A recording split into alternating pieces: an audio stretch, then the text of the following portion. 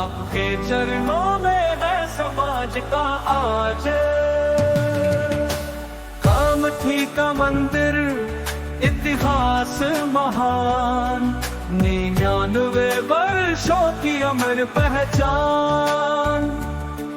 मध्य भारत का अद्वितीय धाम, जहाँ गूंजे हर दिन राम राम। अब स्वर्ण शताब्दी की बेल आई, भक्ति की गंगा संग उमंग छाई। 7 अक्टूबर का पावन दिन बने पुण्य का अद्भुत संगम। विलास झांझोटे कर रहे आवाहन, आओ सम्मिलित हो बढ़ाओ सम्मान। जय वाल्मीकि जय ज्ञानदीप, कामठी मंदिर रहे सदा अतीव। 99 सालों का गौरव पुकारे, स्वर्ण वर्ष में मंदिर हमारे।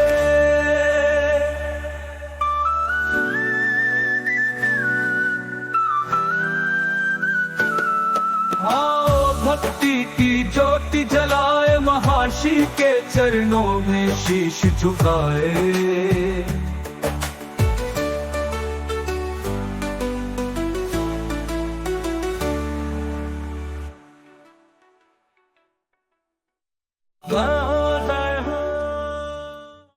वासोवसानं नवकमलदलस्पर्धिनेत्रं प्रसन्नं वां दक्षिणे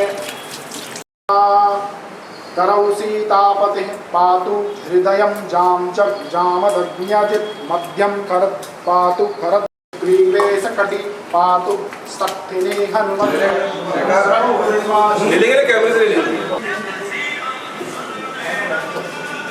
अब हम शुरू करेंगे।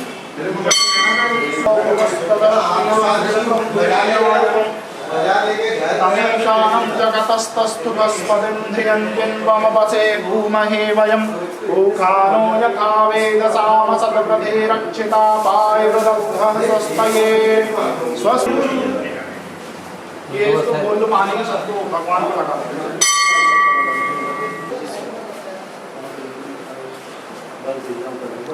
पतिरदधातु रखतश्वामरुतः प्रशूनां पुत्रासो य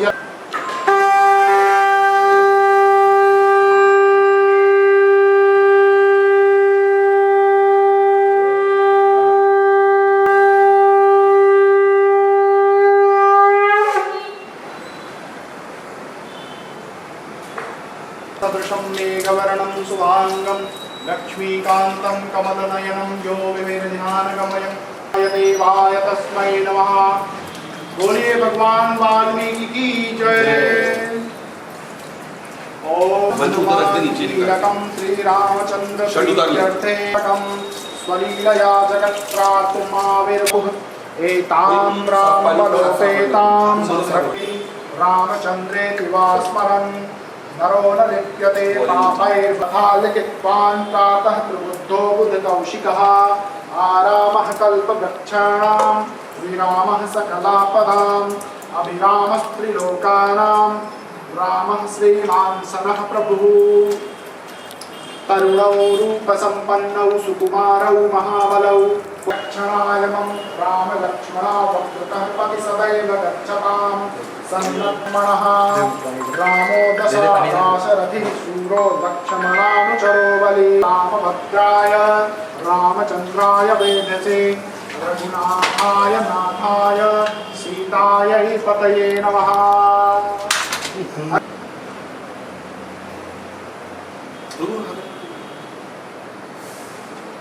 ओम राजेन्द्रं सत्यसन्धं दशरथतनयं श्यामलं शान्तमूर्तिं वन्दे लोकाभिरामं रघुकुलतिलकं राघवं रावणारिं। श्रीरामपिता रामचन्द्रः स्वामी रामो मत्सखा रामचन्द्रः। लोकाभिरामं रणरङ्गवीरं राजीवनेत्रं रघुवंशनाथं। मुख्यं श्रीरामदूतं शरणं प्रपद्ये। पूजन्तं रामसंतरां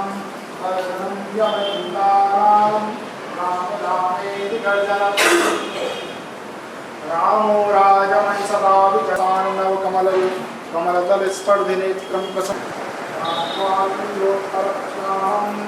रामं राजीवलोचनं जानकी लक्ष्मणोपेतं जटामुकुटमण्डितम् सासितूणधनुर्वाणपाणकत्राता मुखं सौमित्रिवत्सलः जिह्वां विद्याविधिनिपातति कण्ठं रक्षः कुल्मिहन्तारौ गायेतां नो रघुत्तमौ आतप्तश्चन्धौकाभिरामं रघुकुलतिलकं राघवं रावणार्यं। हो गया खत्म हो नहीं हाँ जी हाँ जी पुराने जमाने की प्रथा है वो मैंने सुगंधित बनाना चाहिए सम्मान है। सबसे पहले सिर पर लगाते हैं। ओम श्रीखंडचंद्रम दिव्यम गंधाद्यम सुमनोहरम ओम फिर पैर में रख इधर कपड़ों में मत लगाओ जहाँ जहाँ बॉडी दिख रही है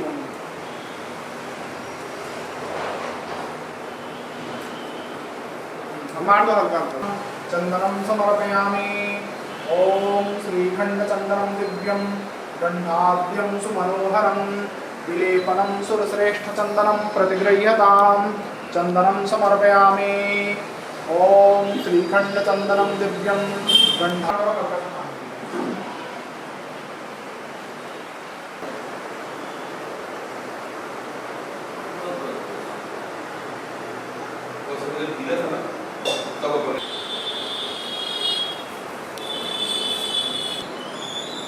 और नहीं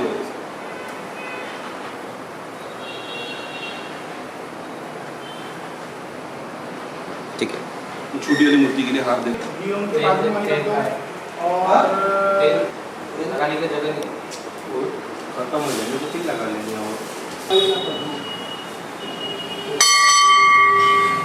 वो जगह दे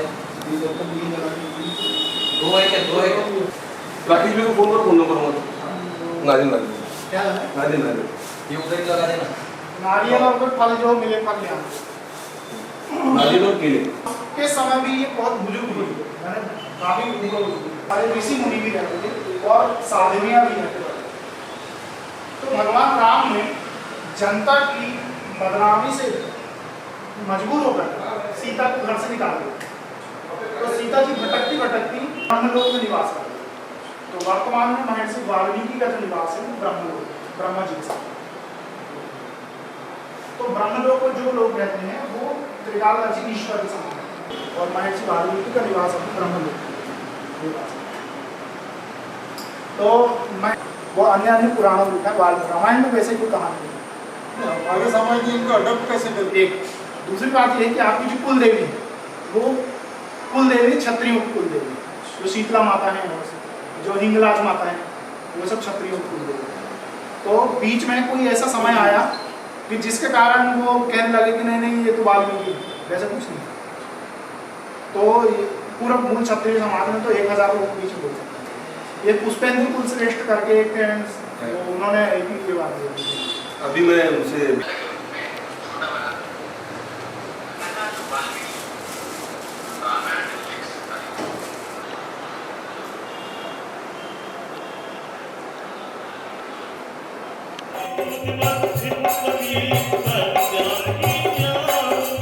रघुपति चरण हृदय हरि तात मधुर फल खाओ।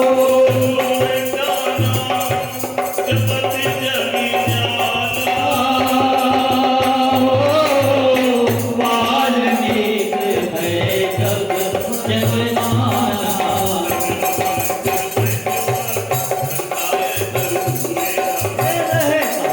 भट रखवारे कटुमार जित जाय तुम्हारी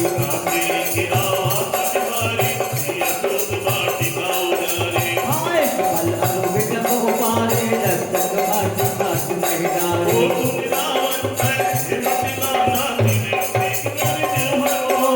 सब रजनी चरण संहारे गए भारत कछुआ तुम्हारे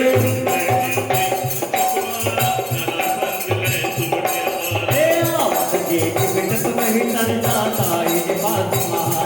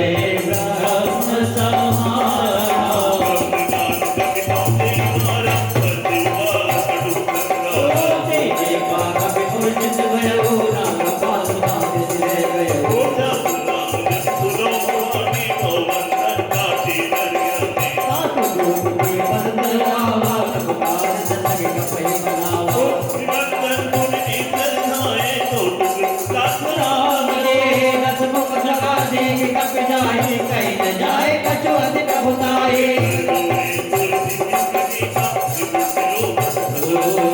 देख कदा पद कप मन शंका देवी हरिहर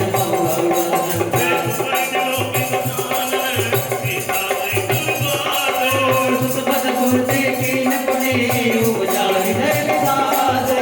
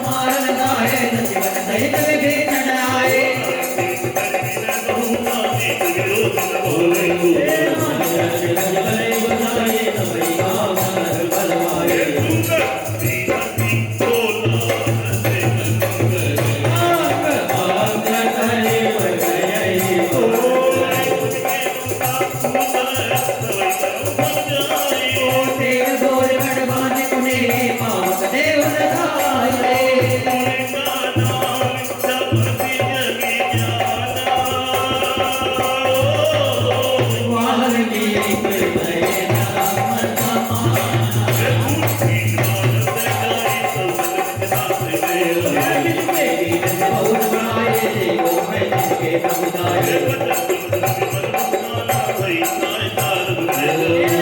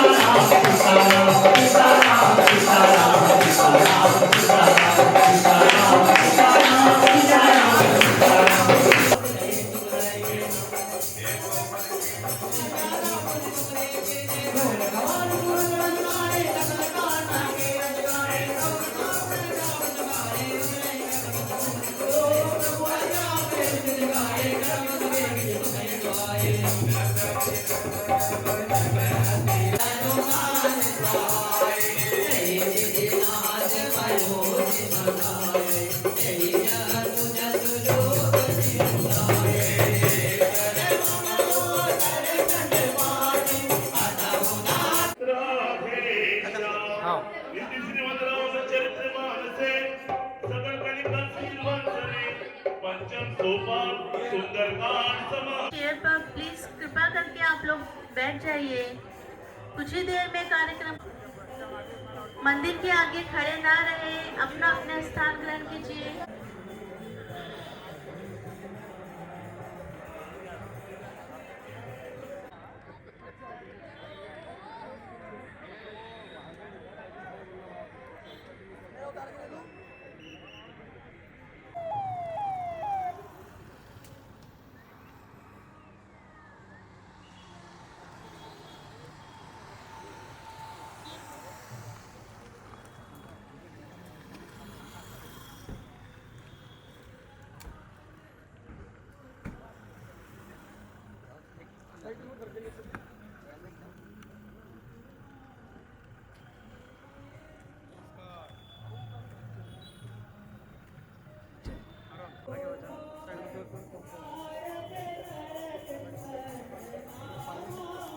माननीय परम पूज्य मोहन भागवत जी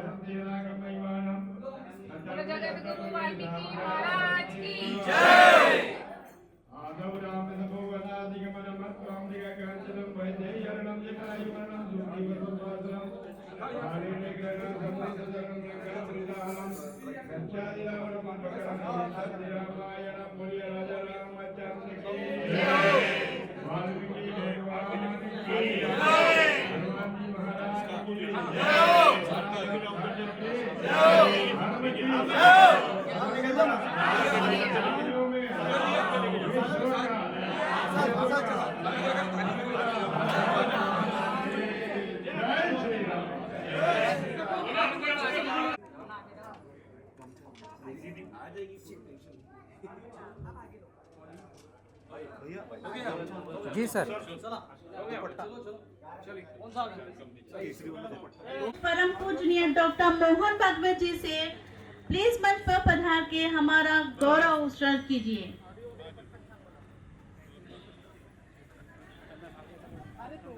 राष्ट्रीय स्वयंसेवक संघ के सरसंचालक परम पूजनीय साथ ही मैं मंच पर आमंत्रित करना चाहूंगी श्रीमती सुमित्रा जी वाल्मीकि जी का।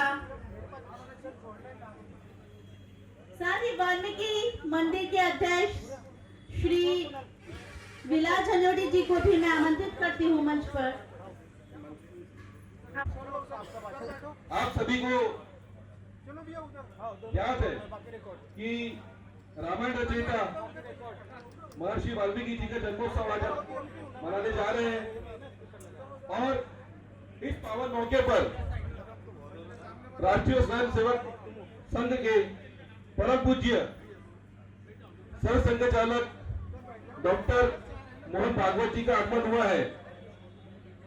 साहब के पास में समय कम है तो सबसे पहले मैं स्वागत रोहित नवल महरोलिया जी, पवन शर्मा जी, विनीत महरोलिया जी, लक्ष्मण जरोटे, विनीत महरोलिया, अविनाश झंझोटे, सुरजीत जी चौहान, सौरभ चिंदोमार,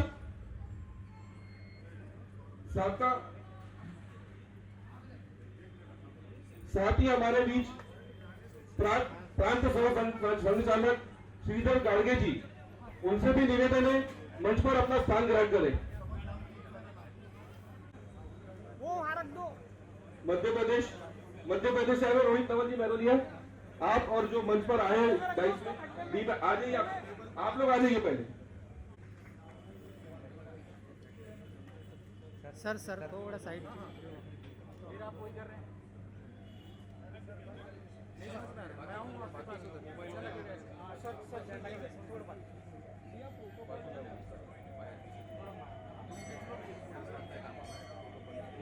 नकुल झंझोटे आ जाओ अंदर। चैनल नहीं इसी में चाहो। नकुल झंझोटे परम पूज्य भागवत साहब का स्वागत करना चाहते हैं राज्यसभा सांसद जबलपुर मध्य प्रदेश और अंशु शर्मा जी, अंशु रघुवंशी जी।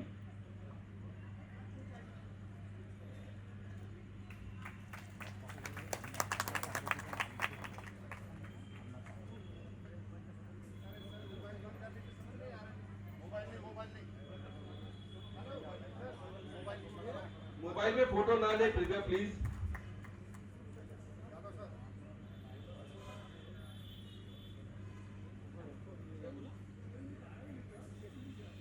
श्री वाल्मीकि जी के जन्म जयंती के अवसर पर उसका उत्सव मनाने के लिए हम यहाँ एकत्रित हैं। उत्सव शब्द से उत्साह शब्द आता है। उत्सव मनाते हैं तो उत्साह बढ़ता है, लेकिन कौन सा उत्साह बढ़ना चाहिए? तो जिनका उत्सव मनाते हैं उनके जीवन के जो गुण हैं, उन गुणों का आचरण अनुकरण करने का उत्साह बढ़ना चाहिए। महर्षि वाल्मीकि जी की महानता को तो हम सब लोग जानते हैं। हमारे जीवन में राम लाने वाले वही है। राम तो थे तो हो गए, परंतु घर घर में राम पहुंचे उसका कारण महर्षि जी है। और महर्षि जी ने ये क्यों किया, ये जानी पहचानी कथा आपको भी पता है, थोड़ा सा उसका चिंतन कीजिए।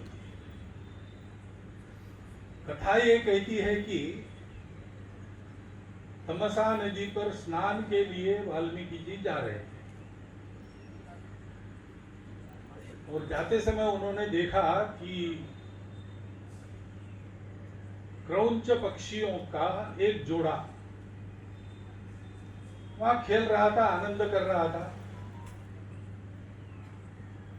और एक शिकारी ने उसको अपने बाण से मार डाला।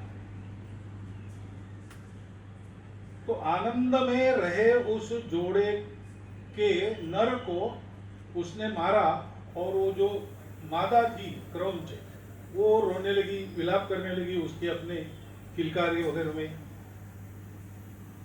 उसकी टीस जो इनके हृदय में आई, एक जीवन सुख में चल रहा है और अचानक ऐसा कुछ हो जाता है जो दुख में जाते हैं। और दुख का कारण कौन है? तो वो बाण मारने वाला। तो उनके मुख से उसके लिए एकदम शापवाणी ली कि हे व्याध, हे शिकारी, इस जोड़े में से एक को मार के उनके जीवन के सुख को तुमने दुख बना दिया, तो दुनिया में तुम कभी प्रतिष्ठित नहीं हो। ये उनके मुंह से निकल गया और तुरंत, क्योंकि इतने वो कोमल थे कि ये भी उनको देखा नहीं गया ऐसा दृश्य, वैसे ही इस दुख के कारण मैंने उसको एक शाप दे डाला, ये भी उनके मन को ठीक नहीं लगा। उनके मन में दुख पैदा हो गया कि ये मैंने क्या किया। मैं तो तपस्वी ऋषि हूं, मुझे तो शांत रहना चाहिए, किसी को शाप नहीं देना चाहिए, अहिंसा मेरा व्रत है। और इसी चिंतन में मन में अस्वस्थ होकर वो आश्रम में आए। तो कहते हैं कि वहां ब्रह्मा जी आए और ब्रह्मा जी ने वाल्मीकि जी को बताया कि तुम दुख मत करो, ये जो तुम्हारे मुख से पंक्तियां निकली वो गद्य नहीं है, पद्य है, छंदबद्ध है। हम बोलते हैं, पढ़ते हैं, भाषण देते हैं, वो सारा गद्य होता है। लेकिन कविता में बोलते तो पद्य होता है। ये तुम्हारी कविता हो गई, और इस कविता के कारण तुमको एक महाकाव्य करना है। तो सोचने लगी कि क्या करना है। तो उन्होंने पूछा कि कौन सा विषय होना चाहिए। तो फिर उन्हीं के मन में आया, तो उन्होंने ब्रह्मा जी को पूछा कि इतने सारे मनुष्य समाज के लोग हैं, तो उनके सामने आदर्श के नाते रहने लायक कोई है क्या चरित्र, जिसके कारण आचरण कैसे करना है, एक दूसरे के साथ संबंध कैसे रखना, सबके साथ मिलकर सुख से कैसे रहना, ऐसा कुछ है क्या, कोई है? तो ब्रह्मा जी ने बताया कि है, ऐसा एक राजा है जो राम है, राम नाम है उसका, अयोध्या में राज्य कर रहा है। और वो इस प्रकार से सभी सद्गुणों का मूर्तिमंत उदाहरण है। उसके चरित्र का आप वर्णन करो, उसी के लिए आपको ये कविता मिल गई, ये काव्य शक्ति प्राप्त हुई। ये कहानी है रामायण के निर्माण की। तो ध्यान में ये आता है कि उन्होंने रामायण लिखी और सब तक पहुंचाई, क्यों? तो उनके मन की संवेदना सबको अपना मानने वाली थी, इसलिए दुनिया का दुख दूर हो, यह पहला कारण है। और अगर दुनिया का दुख दूर होना है तो वो तो कोई जादू से दूर नहीं होता, क्योंकि दुख क्यों पैदा होता है? दुख हम लोग ही पैदा करते हैं। अपने स्वयं के जीवन में भी दुख पैदा करने वाले हम ही हैं, दोष दूसरों को देते हैं, लेकिन कहीं ना कहीं हमारा ही कर्म हमको खाता है। और आपस में भी जो दुख उत्पन्न होता है उसके पीछे भी हम ही रहते हैं। हमारे मन में स्वार्थ है, हमारे मन में भेद है, हम किसी नियम में बैठते नहीं, हम अपने आप को सबसे अलग और बड़ा मानते हैं, बाकी लोगों को हेय मानते हैं, नीच मानते हैं। ये सब जो बातें हैं मन के अहंकार के कारण, उसके कारण जीवन में दुख उत्पन्न होता है। जो अहंकारी नहीं है, जो अपने फायदे नुकसान की परवाह नहीं करता, यश अपयश, जय पराजय, मान अपमान, इससे अलग होकर हर किसी परिस्थिति में जो मनुष्यता का बर्ताव करता है, सबके साथ अपने आप को जोड़कर एक मानकर बर्ताव करता है, वो स्वयं तो सुखी होता ही है, लेकिन दुनिया में सर्वदूर सुख का अवतरण करने का वो कारण बनता है। ऐसे किसी उदाहरण को सारे समाज के सामने रखने के लिए उन्होंने रामायण रची। और वो कल्पना की बात नहीं है, ग्रंथ हमको बताता है कि उस समय जो थे प्रत्यक्ष राजा राम,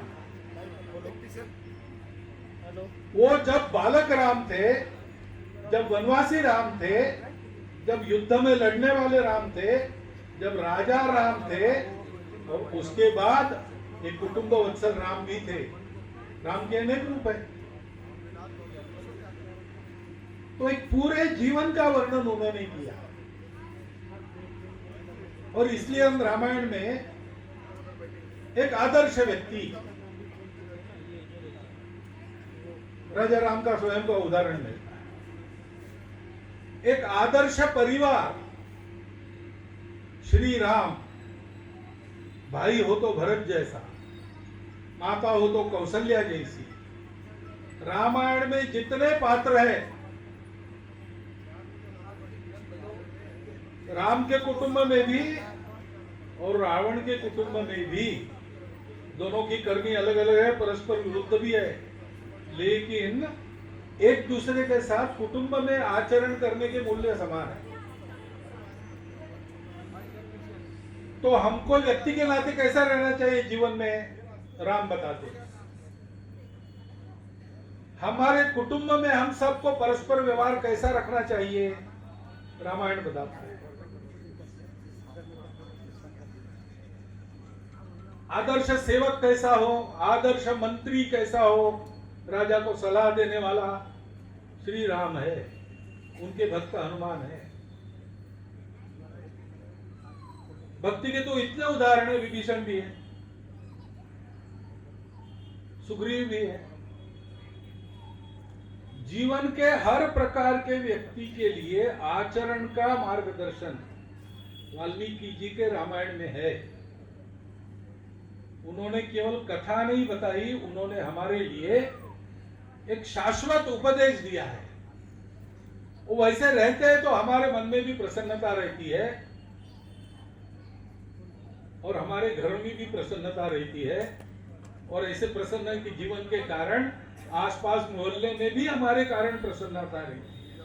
सारे समाज में ऐसी प्रसन्नता रहे तो सारा दुख दर्द झगड़े कलह सब समाप्त हो जाए। ऐसा एक चरित्र उन्होंने बताया। उन्होंने बताया, भारत के घर घर में पहुंचा तो उसमें से हर एक देश में अपना अपना रामायण खड़ा हो गया। हर एक देश का थोड़ा थोड़ा अलग स्वभाव रहता है, अपने स्वभाव के अनुसार ही सबको रहना चाहिए। जो अपना स्वभाव नहीं है, नाटक करके उसमें चलना ठीक नहीं है। तो हर एक देश का अलग अलग स्वभाव है, तो राम कथा भी थोड़ी थोड़ी अलग अलग है, परंतु बात वही है। एक आदर्श व्यक्ति, एक आदर्श परिवार, समाज में आदर्श बन के कैसे रखना, इसके अनेकों उदाहरण। श्री राम के, श्री रामायण के यानी श्री वाल्मीकि जी के हम पर कितने उपकार है कि आज हम जो भारत के नाते जाने जाते हैं, उसकी जो विशेषता भारतीयता है, उसके रचयिता रामायण है, उसके रचयिता महर्षि वाल्मीकि। क्यों, भारत कोई भूगोल का नाम तो है नहीं, भूगोल भी है लेकिन छोटा बड़ा होते रहता है। भारत एक स्वभाव का दर्शक है। भारतीय आदमी कैसा रहेगा, उसका एक स्वभाव है। अभी आधुनिक समय में देखिए, किसी भी विदेश में कोई भारतीय जाता है तो लोग उसको आदरपूर्वक नमस्कार करते हैं, क्योंकि वो जानते हैं कि कभी भारतीयों ने हमारे देश में आकर हमको सभ्यता संस्कृति सिखाई थी। विश्व में जो पंथ संप्रदाय है, उनके आचार्यों ने भी कहा है, भारत से हमको सुकून की हवा मिलती है। सारे दुनिया में इस प्रकार भारत का व्यक्ति अपने सद्व्यवहार से प्रसिद्ध है। अच्छे डॉक्टर ढूंढना है तो पश्चिम के देशों में भारत का डॉक्टर ढूंढते हैं। हमारे यहाँ की इंजीनियर देश विदेश में जाकर इंजीनियरिंग सिखाते, वहां की रेलवे बना दी, सब कर रहे हैं। अपने गुणों के कारण और गुण होने के बाद भी अहंकार न करते हुए वहां के समाज को ठीक रखने के लिए योगदान करने के कारण भारत के व्यक्ति प्रिय है। और दूसरी बात है कि जब भारत का कोई व्यक्ति जाता है तो लोग समझते हैं कि ये योग जानता होगा, इसको अध्यात्म मालूम है। तो भारत अपनी आध्यात्मिकता, सद्भावना, सद्व्यवहार के कारण प्रसिद्ध है। और वह आध्यात्मिकता, सद्व्यवहार ये किसके कारण आया? वो सद्भावना सारे विश्व के प्रति हमारे मन में क्यों आई? उसके मूल में राम कथा है। और राम कथा का मूल है महर्षि वाल्मीकि जी की करुणा, महर्षि वाल्मीकि जी का आदर्शवाद। और इसलिए हम जब ये उत्सव मनाते हैं तो हमको इन बातों का स्मरण करना चाहिए। तपस्वी थे, ऋषि मुनि थे, जंगल में रहते थे, किसी बात की जरूरत नहीं थी, जंगल पर ही उनका जीवन चलता था, उनका आश्रम चलता था। रही सही कमियां गांव से, शहर से भक्त लोग आकर पूरी कर देते थे। ये सब दुनिया के लिए रामायण रखने की झंझट में पड़ने का उनका कोई कारण नहीं था, आवश्यकता नहीं थी उनकी। परंतु वही बात है, हृदय की करुणा, सब अपने है। मैं सुखी हूं, मैं समाधानी हूं, ये पर्याप्त नहीं है। तो मेरे सुख के कारण, मेरे समाधान के कारण सारे विश्व में सुख समाधान पैदा होना चाहिए। विश्व में जितने पंथ संप्रदाय है उनकी सीख का सार ये है, स्वयं ऐसा बनो, दुनिया को ऐसा बनाओ। दुनिया में बिगाड़ो कुछ नहीं, दुनिया में बनाओ सब कुछ। हम देखते हैं कि हमारा भारत का व्यक्ति और एक देश के नाते भी भारत यही करता है। पहले भी किया था, आज भी कर रहा है। पहले भी छोटी छोटी किश्तियों में बैठकर, पैदल चलकर मेक्सिको से साइबेरिया तक हमारे पूर्वज गए। उन्होंने कहीं पर भी कुछ भी नहीं बिगाड़ा, कहीं पर भी कुछ भी नहीं बदला। जो था उसको अच्छा करने के लिए जो था वो दिया, अपने लिए कुछ नहीं दिया, निस्वार्थ भाव से दिया। और इसलिए मेक्सिको में जाइए, साइबेरिया में जाइए, चीन में जाइए, जापान में जाइए, इंडोनेशिया, साउथ ईस्ट एशिया में किसी भी देश में जाइए, अफ्रीका के देशों में जाइए, आप भारत के हो ये कहने के बाद आदर पूर्वक लोग नमस्कार करते हैं। आप कौन है, क्या है, उनको परिचय नहीं है, लेकिन आप भारत के हैं। तो वो जो उपकार है भारतीयों के, उसका स्मरण आज सारी दुनिया को है। ये आचरण है, इस आचरण को हमको अपने जीवन में लाना चाहिए। उसके लिए उत्साह बढ़ाने की जरूरत है। उत्साह बढ़ाने वाला उत्सव होता है।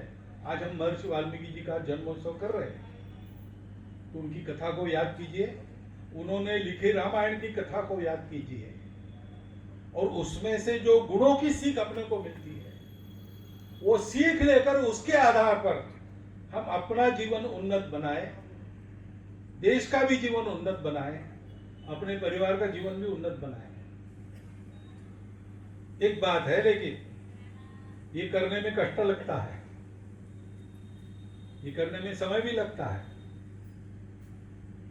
कोई बड़ा पेड़ आपको उगाना है, अच्छे मधुर फल वाला, तो एक दिन में काम नहीं होता। 4 दिन चमकने वाली कोई सब्जी उगानी है तो बीज फेंक दो, थोड़ी मिट्टी तैयार करके आ जाएगा, 1 महीना खा लो, बाद में नहीं मिलेगी। लेकिन आम का बाग लगाना है तो 10 साल मेहनत करनी पड़ती है, तब मीठे फल मिलते हैं। और इसलिए अच्छा जीवन बनाने के लिए बहुत कुछ सीखना पड़ता है, मेहनत करनी पड़ती है, कष्ट करना पड़ता है और कुछ छोड़ना भी पड़ता है। लालच छोड़नी पड़ती है, द्वेष छोड़ना पड़ता है, शत्रुता छोड़नी पड़ती है, सहन शक्ति बढ़ानी पड़ती है, बहुत सारी बातें हैं, आप भी जानते हैं। ये मेहनत करने से आदमी अच्छा बनता है, ये मेहनत करने से परिवार अच्छा बनता है, ये मेहनत करने से देश अच्छा बनता है। आज दुनिया को चाहिए कि महर्षि वाल्मीकि जी ने अपने जीवन से और अपनी राम कथा से बताया है विश्व को, उसकी आवश्यकता सारे विश्व को आज है। लेकिन जैसे वाल्मीकि जी ने केवल कथा नहीं लिखी, उनका स्वयं का जीवन ऐसा था। उनके कथा के नायक राम थे, वो वास्तविक थे, कल्पना नहीं थी। उन्होंने देखकर उनका जीवन लिखा और उन्होंने उस जीवन को उनके ही पुत्रों को सिखाया, तैयार किया। सीता जी का त्याग हुआ था, उन पुत्रों को दूर रखा गया था पिता से, एक तरह से अन्याय ही था। परंतु महर्षि वाल्मीकि जी ने उन पुत्रों को बदला लेना नहीं सिखाया, अपने पिता के प्रति अनादर नहीं सिखाया। सीता जी ने भी और वाल्मीकि जी ने भी उनको अपनी परंपरा से, श्रद्धा से उसको देखना ये सिखाया। ऐसा उत्तम चरित्र उन्होंने स्वयं चरितार्थ किया। जो चरितार्थ कर रहा था उसकी कहानी बताई, इसलिए बताई कि ये संस्कारों की परंपरा, गुणवत्ता की परंपरा, विश्व के प्रति सद्भाव की परंपरा सतत चलती रहे। परिस्थिति आती है उल्टी सीधी, लेकिन दिमाग ठिकाने पर रहे, मन में शांति रहे, मन में प्रेम रहे, सद्भावना रहे और कष्ट उठाकर भी, सहन करके हुए भी लोग अच्छाई के मार्ग पर चले, बुराई के मार्ग पर न चले। उल्टा सिखाने वाले बहुत लोग रहते हैं, लेकिन सही बात सिखाने वाले कम लोग रहते हैं। इसीलिए उनका महत्व है, इसीलिए हम उनकी जन्म जयंती करते हैं। उस जन्म जयंती में हमारा जो उत्साह आरती में है, कार्यक्रमों में है, वही उत्साह उन चरित्रों का अनुसरण करने में अगर हुआ तो इन सब व्यक्तियों को ये कष्ट करने के लिए जो प्रेरणा थी, वो प्रेरणा सफल होगी। एक सुख शांति युक्त दुनिया, सुख शांति युक्त व्यक्ति और सुख शांति युक्त परिवार, ये जो उनके मन में था वो आज भी साकार हो सकता है। आज की गणना के अनुसार कहते हैं कि रामायण 8000 वर्ष पूर्व हो गई। तो 8000 वर्ष पूर्व जो उन्होंने सपना देखा था, वो 8000 वर्ष बाद आज भी हम लोग ऐसे प्रयत्नों से धैर्यपूर्वक सतत मेहनत करते हुए अपनी इन्हीं आंखों से इसी देह में, इस देश में साकार कर सकते हैं। और साकार करना चाहिए क्योंकि हम मनुष्य है, जानवर नहीं है। मानवता के प्रति हमारा ये कर्तव्य है, क्योंकि हम भारतीय है, ये हमारी संस्कृति परंपरा है, उसको आगे सरसाना हमारा कर्तव्य है। उस संस्कृति के कारण ही हम वास्तविक मनुष्य का जीवन पाते हैं। और एक व्यक्ति के नाते हमारे अपने समाज के प्रति, हमारे अपने परिवार के प्रति अपना ये कर्तव्य है। ये त्रिविध कर्तव्य पार अपने पूरे हो जाए, इसलिए इस प्रकार के उत्सव ये सहायभूत होते हैं। आज के प्रसंग का यह महत्व समझकर हम सब लोग इसका चिंतन करें और आचरण करें। इतनी एक नम्र प्रार्थना मैं आप सबके सामने रखता हूं और मेरे 4 शब्द पूरे करता हूं।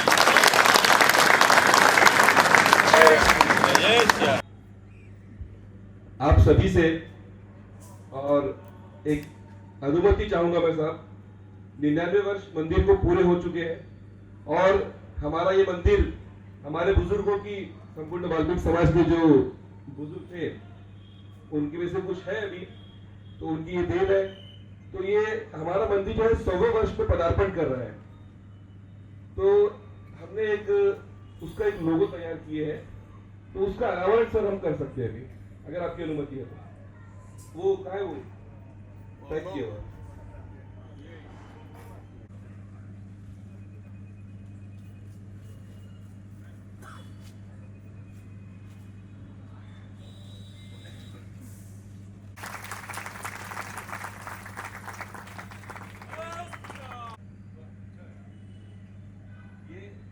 संकल्पना थी, ये मेरे मित्र उमेश भेंडेकर जी वो यहाँ पर साथ में है। और सर 3 मिनट सर, और 3 मिनट बस, सिर्फ 3 मिनट गिनके वंशिका टाक, शरद टाकवारे जी, और सर शरद टाकवारे का सत्कार है, सत्कार मूर्ति है वो, और अभी उसका ऑर्डर आने वाला है। साथ ही हमारे समाज में एक शरद टाकवारे जी है, उनका भी हम सम्मान करना चाहते, सम्मान चिन्ह देकर। ये उद्यमी है और जो हाई टेंशन की जो लाइन होती है उसके कॉन्ट्रैक्टर है ये, और अभी इन्होंने 1 महीना पूर्व ही वाल्मीकि मंदिर में पूजा करने के बाद ऐसा मतलब प्रण किया। ऋषि लोधे जो है, ऋषि लोधे ये एक शिल्पकार है, ये मूर्तियां बनाते हैं दुर्गा देवी और गणपति की। तो आप सब मंच पे आ जाइए।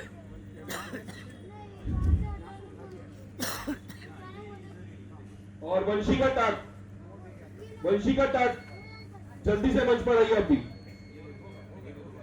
साहब। ये सर एक बच्ची है जिसने बिना ट्यूशन के 94.60% ली है, और संघ के माध्यम से अभिषेक मिश्रा जी और दिनेश गौर साहब, इनके माध्यम से उसकी फीस पूरी भर चुकी है।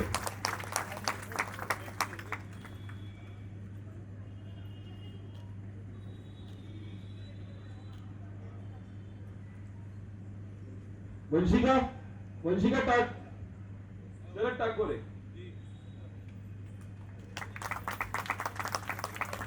ऋषि लोधे जी, समय कम है।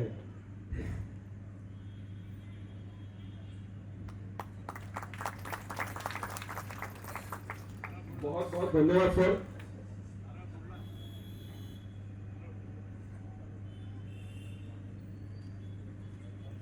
वंशिका टाक, वंशिका टाक जल्दी, या उसके चाचा जी, बड़े पिताजी है ना, आप आ जाइए। 2.5 लाख पूरी फीस बच्ची की भरी गई है, और ऐसे काफी सारे बच्चों की भरी गई है।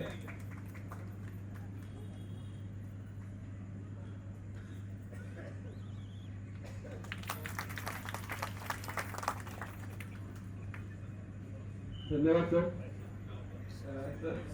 हम तो चाहेंगे कि आप सर और रुके यहाँ पर, लेकिन आपका समय बहुत, धन्यवाद सर समय देने के लिए। रहेगा आपका बहुत बहुत धन्यवाद। मैडम मैडम सर आपने जो वाल्मीकि समाज की महिला को राज्यसभा में पहुंचाया है विदाउट रिजर्वेशन, बहुत बहुत आभार है। आप सभी जगह खाली कीजिए, मंदिर के सामने इकट्ठा ना हुए।